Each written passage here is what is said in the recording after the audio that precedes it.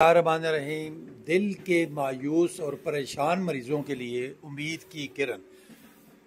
ایسے مریض جن کا نہ بائی پاس ہو سکتا ہے، نہ انجیوپلاسٹی ہو سکتی ہے، یا بعض اوقات مریض خود نہیں کروانا چاہتا، تو ایسے مریضوں کے لیے کیا ہے ای سی پی تھراپی، جس کو نیچرل بائی پاس بھی کہتے ہیں. یہ 1 گھنٹے کا سیشن ہے، 35 دن متواتر ہم نے کرنا ہوتا ہے. نہ اس میں کوئی آپریشن ہے، نہ کوئی چیر پھاڑ ہے، نہ کٹ لگانا ہے، نہ کوئی سٹنٹ لگانا ہے، اور نہ ہی مریض کو بیہوش کیا جاتا ہے.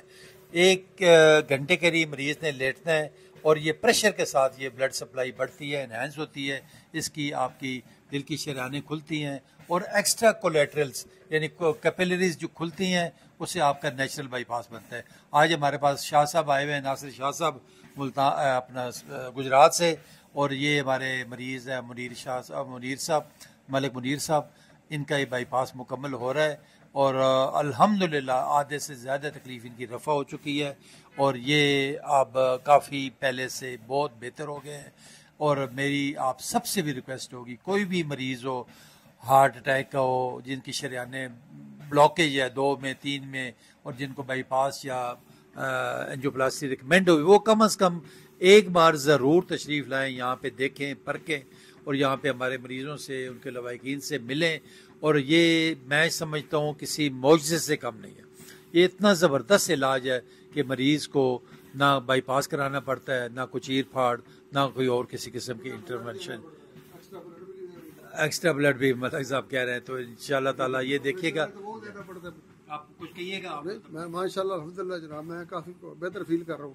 آج مجھے تقریباً 22-23 دن ہو گئے، اور الحمدللہ بہت بہتر ہے پہلے سے. پہلے میں جلدی نہیں چل سکتا، آج بھی کیا نماز پڑھنے کے لیے کافی سپیڈ سے، تو تھوڑا میں محسوس، لیکن وہ بات نہیں جیسے پہلے جا کے بیٹھنا پڑتا یا انجیکشن گولی رکھنی پڑتی تھی مجھے سوار کے لیے. تو میں نمازی آدمی ہوں، ضروری ہوتا ہے نماز پڑھنا، بس 5 وقت. اس وجہ سے کئی دفعہ تو جلدی کرتا تھا، جلدی جا کے مسجد میں بیٹھنا پڑتا تھا. تو اب یہ ہے کہ الحمدللہ واک کرتا، اس میں بہتر ہو رہا ہے. صبح بھی واک کی ہے، اور ڈیلی میں کرتا ہوں. اور میں تو لوگوں کو یہ پریفر کروں گا کہ آئیں ادھر، یہ کام کروائیں. یہ بہت اچھا ہے، یہ بہت اچھا ہے. بجائے پوری، اب میری 71 ایئر اولڈ ہوں، اب میں آپریشن کراؤں گا پوری چیسٹ پھاڑ کے سارا کر کے، تو میرا کیا ہوگا اس کے بعد؟ 3 سال تک میں سیدھا نہیں ہو سکتا ہے وہ کراتے کراتے مر جاؤں، اس بھی ختم ہو جائے. اور یہ بڑا ہنستے کھیلتے آؤ، اب ہنستے کھیلتے چلے جاؤ.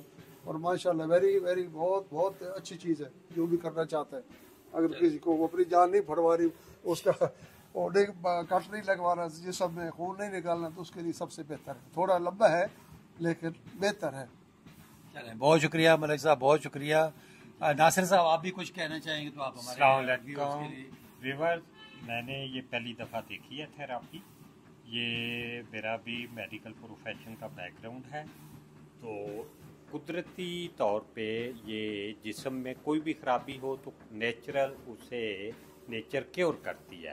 ہم اس کو انہانس کرتے ہیں، اس پروسیس کو اس پروسیجر سے بڑھاوا ملتا ہے. اور 1 ماہ کا یہ سیشن ہے، اور اس کے بعد بہت زیادہ مور دین 80-90% پیشنٹ امپروو ہو جاتے ہیں، اور بہت اچھے رزلٹ ہیں. ابھی آپ نے ملک صاحب کی بات چیت سنی. انشاءاللہ یہ بہت ہی ماشاءاللہ ڈاکٹر صاحب کر رہے ہیں اچھا کام. خدا ان کو اور ہمت طاقت. جی ہاں، چلے، بہت شکریہ، بہت شکریہ ناصر شاہ صاحب، جو اسپیشلی گجرات سے آئے تھے ہم سے ملنے کے لیے بھی. اور حج ہم لوگوں نے اکٹھا کیا تھا 2017 میں. تو وہ کہتے ہیں نا کہ دا option for patient with no options, یعنی ایسے مریض شاہ صاحب جن کے پاس کوئی آپشن نہیں بنتی، نہ وہ بائی پاس کرا سکتے ہیں، نہ انجیوپلاسٹی کرا سکتے ہیں، نہ ہی کوئی اور پروسیجر.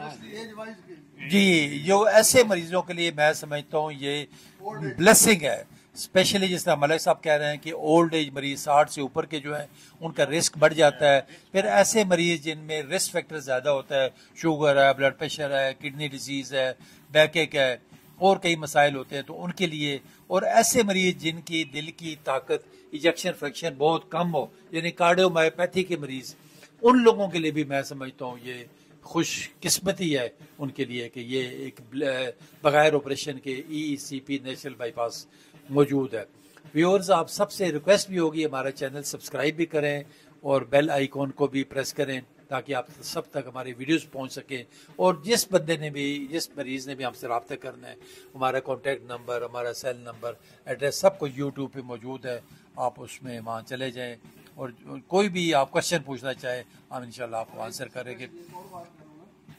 جی ملک صاحب ایک اور بات کروں گا، میرے یہ جو ہے نا جوائنٹ، اس میں کافی تکلیف تھی رائٹ سائڈ میں، بہت پرانا میرا ایکسیڈنٹ ہوا تقریباً 1979 کے بعد.